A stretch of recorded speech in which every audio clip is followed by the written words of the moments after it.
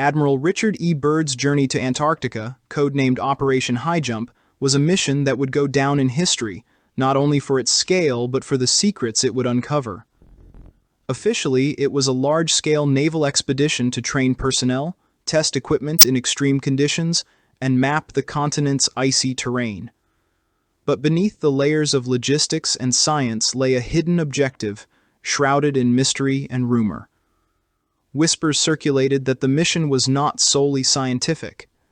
Intelligence reports had hinted at the possible existence of a hidden Nazi base in Antarctica, a stronghold established during the last years of World War II by remnants of the Third Reich, a refuge for high-ranking officers who had fled Germany. Some believed that advanced technology, perhaps even beyond what the world had yet seen, was hidden deep within the ice. Byrd, a seasoned polar explorer with a reputation for bravery and a passion for the unknown, was selected to lead the mission. As the fleet set sail in 1946, none of the crew could have anticipated the strange events that would follow. The journey southward was grueling, but Byrd was determined, driven by his own curiosity and a quiet sense of foreboding. Byrd was known for pushing boundaries, and his fascination with the poles was almost mystical. He often spoke about them as places that held great secrets, hints of a world beyond what anyone could imagine. The crew, too, could sense an underlying tension. Although it was officially described as a training mission, they saw no exercises, no drills. Instead, they were simply pushing deeper into the uncharted Antarctic wasteland. When they arrived, Byrd ordered reconnaissance flights over large areas of the continent. The flights began uneventfully, with aircraft surveying miles of frozen terrain, mapping glaciers, mountains, and valleys. But then came one particular flight, with Admiral Byrd himself aboard. The skies were clear, and the sun shone down on the endless ice below, as Byrd and his co-pilot set off for a particularly remote area. It was during this flight that Byrd would experience a series of events that would alter the course of his life, and perhaps reveal secrets far beyond the scope of any military operation. As they flew deeper into the Antarctic interior, Byrd noticed something peculiar. His instruments began to behave erratically. The compass spun wildly and their navigation controls started to malfunction. Byrd and his co-pilot struggled to regain control, but it felt as though the aircraft was resisting them, as if some external force were overriding their movements. The temperature within the plane began to rise, and the icy winds that had been their constant companion fell away, replaced by an almost balmy warmth. Looking down, Byrd could hardly believe his eyes. Instead of snow and ice, he saw stretches of green valleys, flowing rivers, and forests, a landscape that defied all logic.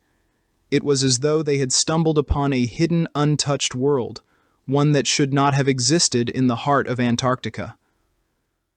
Suddenly, Byrd noticed movement in the sky ahead.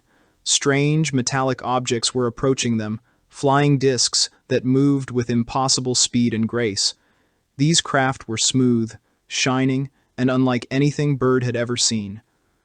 They flew alongside his plane, flanking him, and he realized with a jolt that they were guiding him, leading him toward a particular destination. His radio crackled with static, and although he tried to communicate with his base, there was no response. It was as though he and his co-pilot had been cut off, isolated in this strange, otherworldly pocket of reality. As they followed the craft, Byrd's plane began to descend. Although he was not in control, he felt a strange calm wash over him, as if a powerful, benevolent presence were at work. Ahead, he saw what looked like an opening in the ice, a massive cave entrance that led downwards. The craft led him through this entrance, and before long, Byrd found himself flying through a vast, illuminated cavern. The sight below was unlike anything he could have imagined, a warm, vibrant landscape filled with strange, towering plants and, to his amazement, animals that he recognized from ancient history. Among them were creatures that resembled mammoths, their massive tusks gleaming, roaming freely across the plains of this hidden world.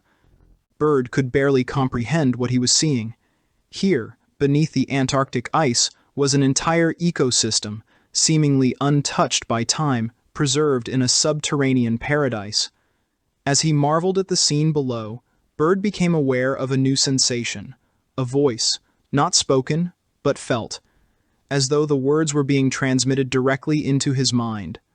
The beings who piloted the strange craft were speaking to him, their thoughts flowing seamlessly into his consciousness. They told him that they were part of an ancient, advanced civilization that had lived on Earth long before humanity's rise. They had retreated to these hidden realms to preserve their way of life and protect their knowledge, watching silently as human civilization advanced on the surface. The beings expressed concern over the direction humanity was heading. They had observed humans' rapid development of technology, particularly the destructive power of nuclear weapons, with a growing sense of dread. They warned that humanity's reckless pursuit of power and disregard for the planet could bring catastrophic consequences, not only for humans, but for all life on Earth. They explained that their craft, the flying discs Byrd had seen, had often monitored human activities from afar, intervening occasionally to prevent disasters and maintain a balance that humans did not yet understand. As Byrd listened, a deep sense of responsibility settled over him. These beings were imploring him to take a message back to his people, a plea for peace and caution. They warned that if humanity continued down its current path, it would bring about a destruction that could affect not only the surface world, but the realms below as well. They urged him to convey this message to the leaders of his world, to make them understand that the path of warfare and environmental destruction would lead to ruin. After what felt like hours, Byrd's plane was gently guided back to the surface. As he emerged from the cavern and back into the icy expanse of Antarctica, he found himself back in the harsh cold, as though he had been yanked from a dream. His instruments gradually returned to normal, and he was able to re-establish contact with his base. He was shaken, overwhelmed by the experience, yet filled with a profound sense of purpose. But when he returned to the main fleet, he was immediately debriefed. Military officials listened to his story with stony expressions, and Byrd quickly realized that his encounter would not be something they intended to share with the public. Byrd was flown back to the United States, where he was subjected to days of debriefing and psychological evaluations. He tried to explain the urgency of the message he had received, but he was met with skepticism and silence. High-ranking officials made it clear that he was to speak of the incident to no one, and Byrd's warnings were dismissed or ignored, buried under layers of classified files. He was told that revealing what he had seen would create global panic and destabilize governments, and he soon understood that the truth he had witnessed would be locked away, hidden from the world. In the years that followed, Byrd was a changed man. His public statements hinted at his experience, but never revealed the full story. In one interview, he warned that the United States should prepare for potential threats from enemy fighters that could fly from pole to pole at incredible speeds. His words were dismissed by many, but to those who had known him, it was clear that he was carrying a secret that weighed heavily on his mind. Before his death, Byrd confided in his son, sharing with him a secret diary in which he had recorded every detail of his encounter. The diary described his flight into the inner world, his vision of ancient creatures and lush landscapes, and his meeting with the advanced beings who had entrusted him with their message.